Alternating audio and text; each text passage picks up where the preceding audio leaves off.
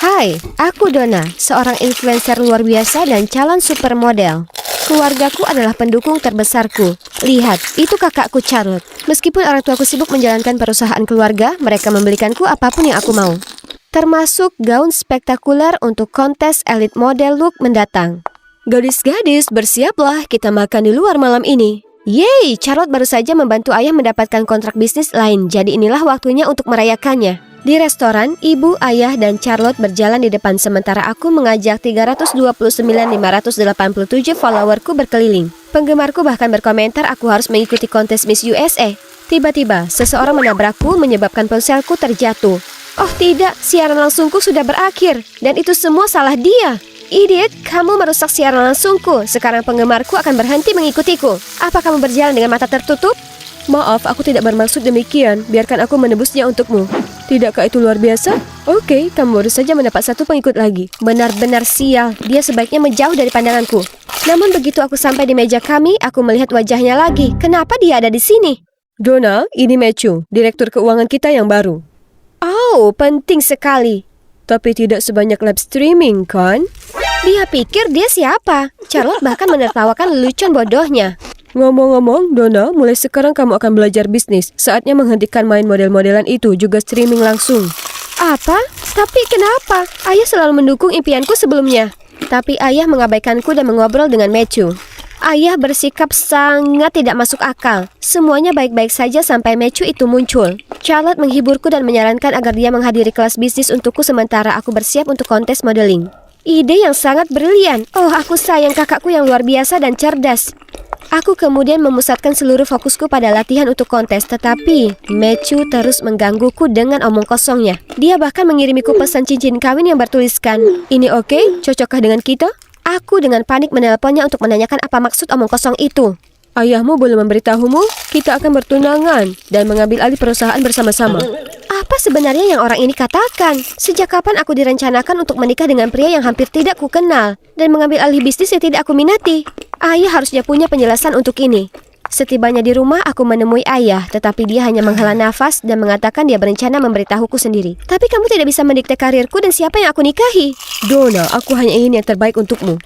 Tapi ayah, Donna bahkan tidak menghadiri kelas bisnis dia dan masih terlibat dalam klub model yang tidak masuk akal. Bagaimana kamu bisa mengharapkan dia memegang perusahaan? Oh tidak, kenapa dia mengatakan itu kepadanya? Apakah dia mencoba membantuku? Dia benar ayah, aku sama sekali tidak tertarik pada bisnis. Aku tidak bisa.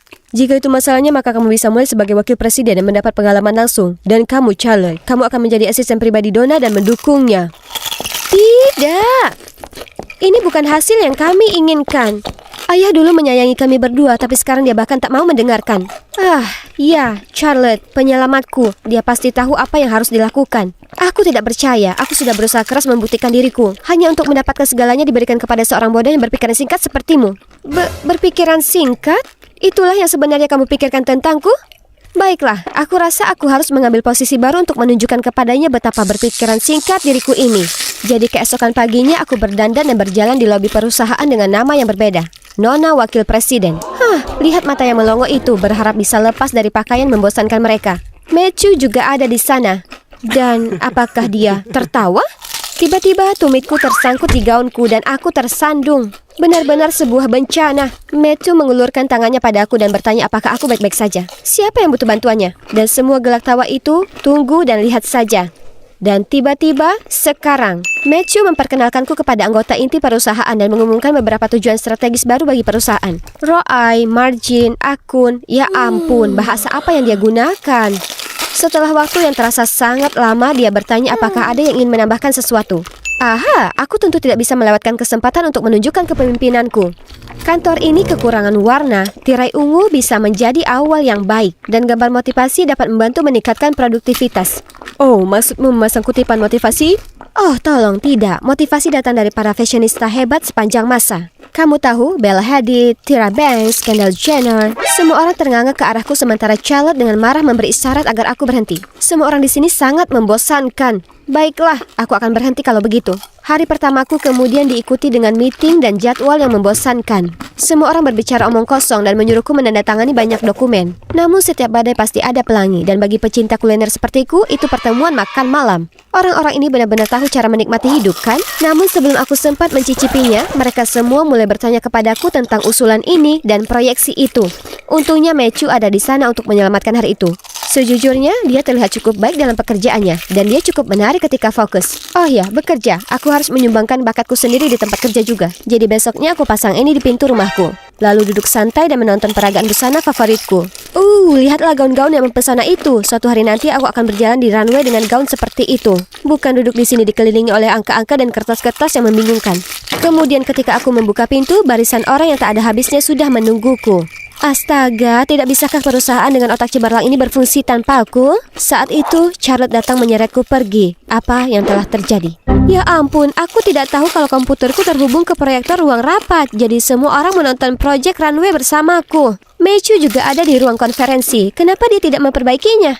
Baiklah semuanya, kita harus berterima kasih kepada bos kita yang lucu karena telah memberi kita banyak ide untuk masalah kita. Dia menyelesaikan pertemuan dan memimpin mereka keluar, tapi Charlotte masih berdiri di sana sambil marah padaku. Lucu? Tidak ada yang lucu tentang itu. Jangan salah paham bahwa dia menyukaimu. Tunggu aku, Matty. Ada apa dengan sikap itu? Oh, benar. Aku pernah melihat tatapan mata lengket yang dia berikan pada Matthew. Apakah dia memiliki perasaan terhadapnya? Sebelum aku bisa mengorek lebih jauh, aku dikirim ke Milan untuk pertemuan bodoh lainnya.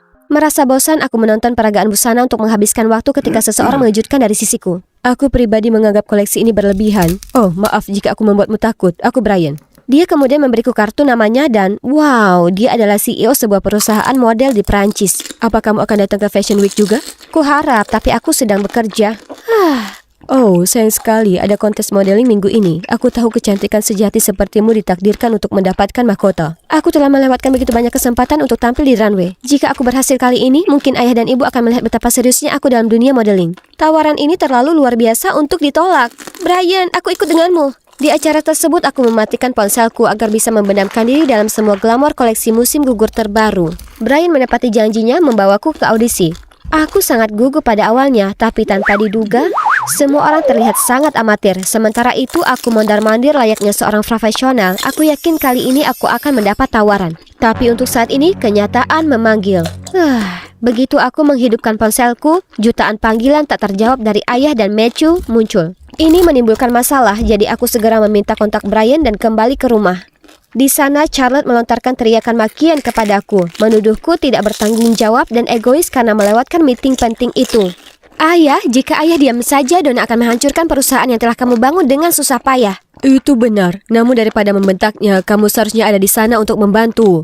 Aku sangat kecewa padamu, Charlotte. Ya Tuhan, wajah Charlotte langsung pucat. Ayah seharusnya memarahiku, bukan dia. Merasa sedikit kasihan pada Charlotte, keesokan harinya aku pergi untuk berbicara dengannya. Tapi sepertinya dia sedang berdebat dengan seseorang di dalam. Aku masuk dan melihat Matthew duduk di sana dengan banyak foto, Brian dan aku. Lebih parah lagi, dalam kata-kata Charlotte sepertinya kami sedang berkencan. Beberapa foto tidak dapat mengubah fakta bahwa kami bertunangan. Dia kemudian meraih tanganku dan menarikku keluar, meninggalkan Charlotte yang tertegun. Bagaimana kamu yakin aku tidak berkencan dengan orang lain? Itu hanya perasaan, atau mungkin itu hanya harapanku saja. Karena aku... Apa yang dia maksud dengan harapan?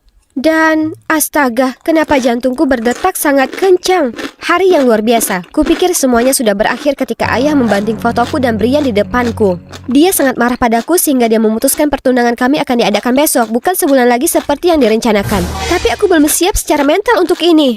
Jadi disinilah aku, di upacara pertunanganku, menunggu tunanganku tiba.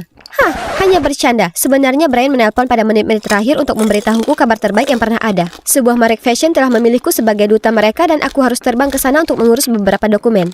Berkat dia, aku berhasil lolos dari pertunangan dan terbang ke Milan untuk bertemu dengannya. Akhirnya, aku harus mengejar impianku yang telah lama terpendam di kota favoritku dan tidak mengindahkan perintah konyol ayahku.